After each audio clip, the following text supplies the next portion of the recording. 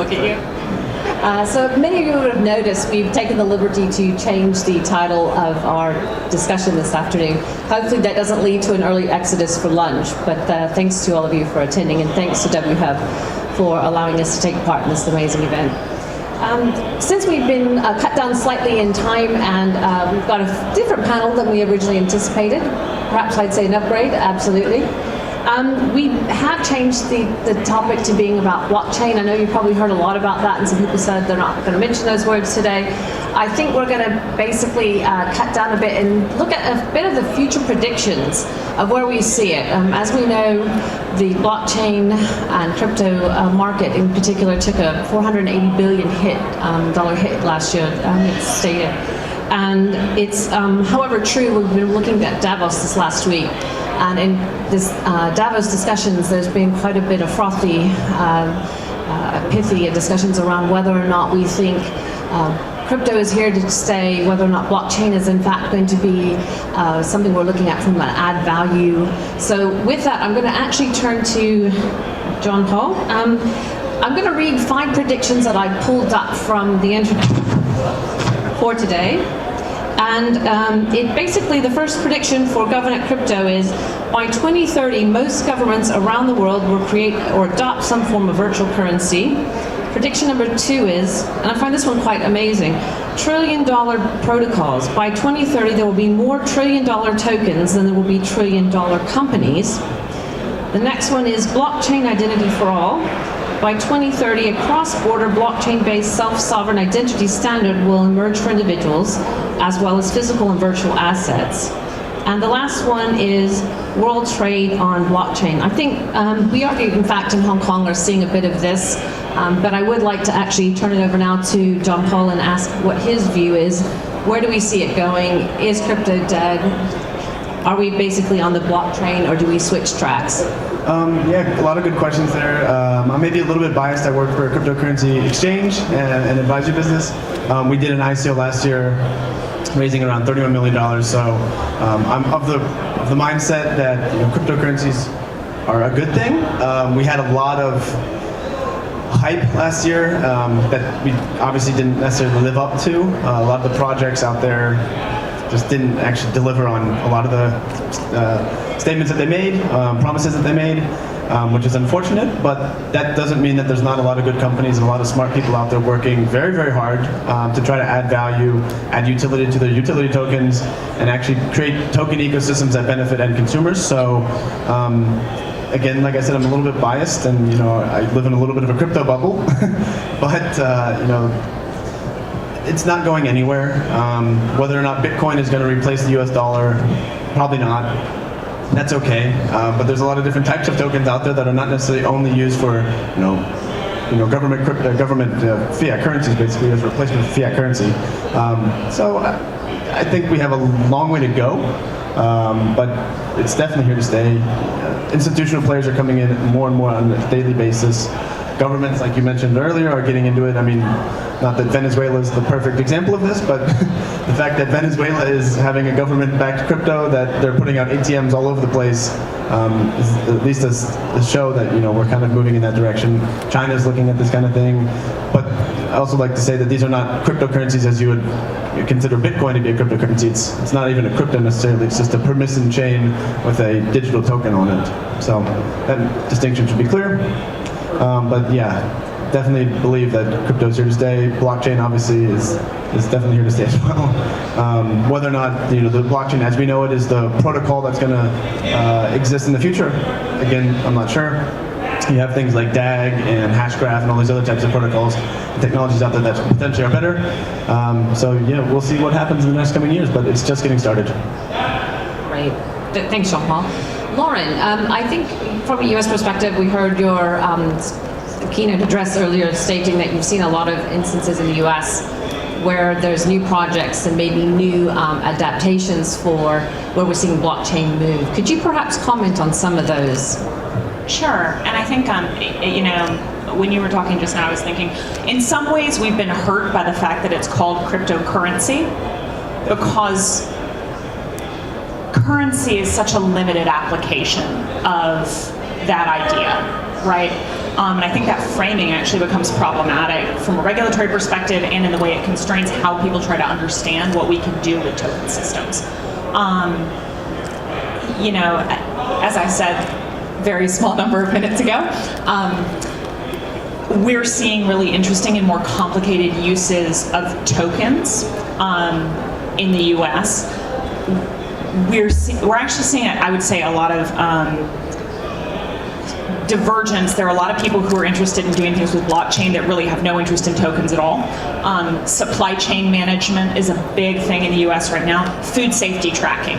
So when there is a contaminated food problem, combining blockchain with Internet of Things to create systems that make improved traceability for food, records of rare goods. Somebody's registering conflict-free diamonds using a blockchain-based registry. Someone called me about rare cars. So there's a real divergence. There's a lot of exploration now of the technology that really has nothing to do with tokens. And then there's some very interesting, more complicated uses of tokens that are moving away from just the let's buy stuff with it. Great, thanks for those examples. I think one of the things that was mentioned in the original title of our discussion was going to be about security token offerings. And with that, I think we'd probably like to throw a question maybe over to John Paul about, do you think that basically it needs to be regulated? Security tokens? Security tokens. Definitely. Definitely. Hence the term security. Got so it. anything that's a security obviously is going to be regulated by securities regulators. In the US, it'll be the SEC. Here it's SFC, and rightfully so. You know, I think the ICO craze of 2017 and a bit of 2018 allowed for a lot of illegal token sales, a lot of scams. These types of things shouldn't be taking place. It harms the retail investors. Market manipulation, all these types of things are rampant and still are. So, regulation to a certain extent is needed. Too heavy-handed regulation is definitely not the play, in my opinion. But that's why you need to have open discussions with regulators, and I think, at least in Hong Kong, they're relatively open to that, which is good. The US, we talk every day to SEC and FINRA, and to be completely frank, they still don't get it, which is unfortunate as an American myself, but hopefully the US won't be passed up and just completely put crypto and ICOs and STOs to the wayside and let other countries pass this up, because in 10 years, maybe they'll say this is, we're just not going to touch it, and that would be a bad thing in my opinion. Thanks for that. Technology-wise, we're talking about security tokens a couple of days ago, and it was mentioned that we're probably 2 years out from getting actually the technology to be able to provide such offerings, whether it be here or in the US. And it brought to mind, and Laura and I were discussing this a bit earlier, whether or not you actually need to have regulation. John Paul basically said, yes, we think we do. Of course, I'm a regulatory compliance person. I think probably I would fit in that bucket as well. I'm sure probably Lauren finds herself probably equally so. But I'm actually just curious. For us in Hong Kong, it's a bit of a strange anomaly. We normally take ourselves as being, it's an open kind of East meets West, laissez-faire, let's be light touch on regulation. But in this instance, it's quite interesting for us, for me as a lawyer. People have said, oh, I really wish Hong Kong would come and give us some very clear indication about laws and some regulations that need to be in place. Do you have any examples, or do you know of, I think we were talking about New York basically being one state in particular. Is there something that you think that we could learn from New York in putting such rules and regulations in place? Or do you think we just should let it basically grow and be some sort of organic growth and development in the space as it stands? Yeah, so I think actually there's a lot you can learn from New York, mostly what not to do.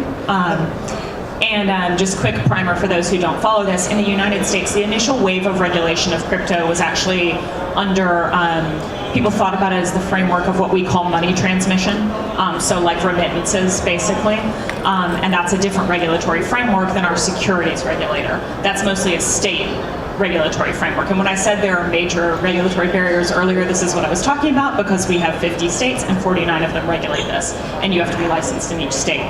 The state of New York, their Department of Financial Services decided ostensibly because they felt that regulatory clarity would benefit the cryptocurrency community, that they would develop and adopt they call it the Bit license because Bitcoin was sort of all they knew about at the time, a bespoke cryptocurrency licensing regulation.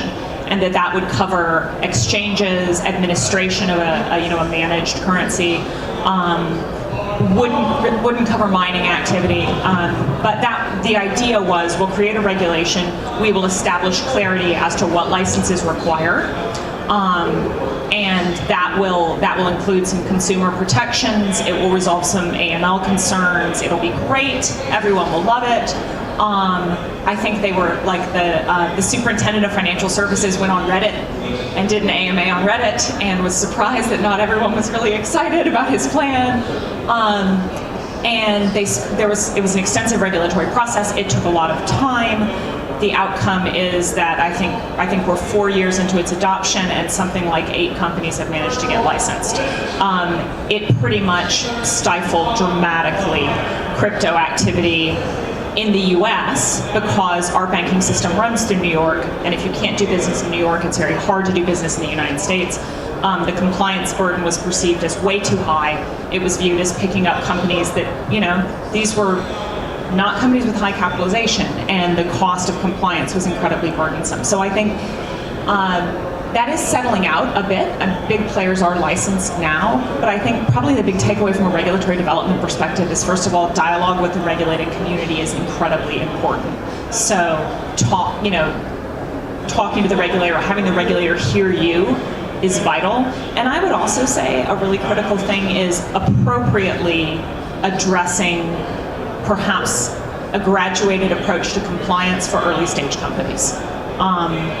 They sort of have tried to reverse engineer that in, but thinking about when a company is quite small, not highly resourced, and also not highly scaled, can you take a lighter touch to regulation as it develops and sort of scale up that burden so that when there is a real risk to the public, that's when it's really being regulated aggressively. It's hard to do that in a securities context, because those are just offerings, but you don't want to stifle, you don't want to smother the baby in the crib.